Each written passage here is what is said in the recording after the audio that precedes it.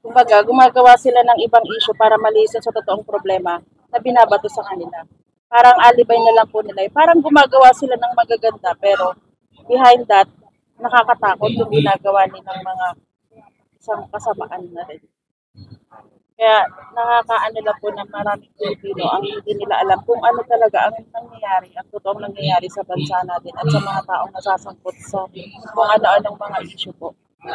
Ano mo masasabi mo na sabi ni Sarah na hindi raw siya palaaway?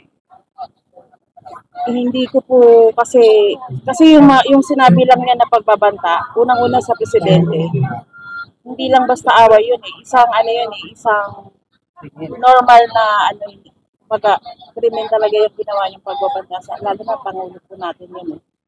Parang nawalan na po siya ng respeto. Kaya nakakababa lang po ng tingin doon sa isang tao na tinitingala mo, tapos yung mga lumalabas sa bibig niya, yung nakakasira para ma-degrade po yung tingin mo sa kanya.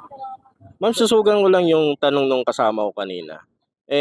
Siguro makikita naman natin sa uri ng ng pangangampanya. Iba yung pangangampanya ni PBBM tulad kahapon kumpara doon sa pangangampanya ni Sara Duterte. Ano yung observation mo? Naobserbahan ko po, ang mga tao ng BBM po, tahimik.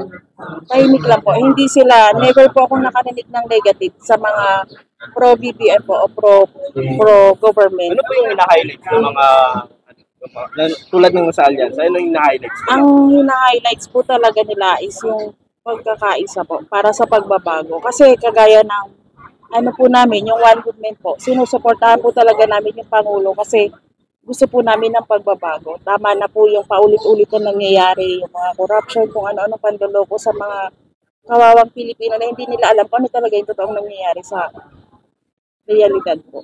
Tulad kahapon, puro accomplishment yung, Yes po, yung marami introduction po. ni PBBM. Opo, marami po siyang accomplishment. Pero nakakapagtaka lang, bakit walang lumalabas sa mga social media? Kasi nga, parang feeling ko po, pakiramdam ko lang po, bilang isang Pilipino, opinion ko lang naman po yun, na parang na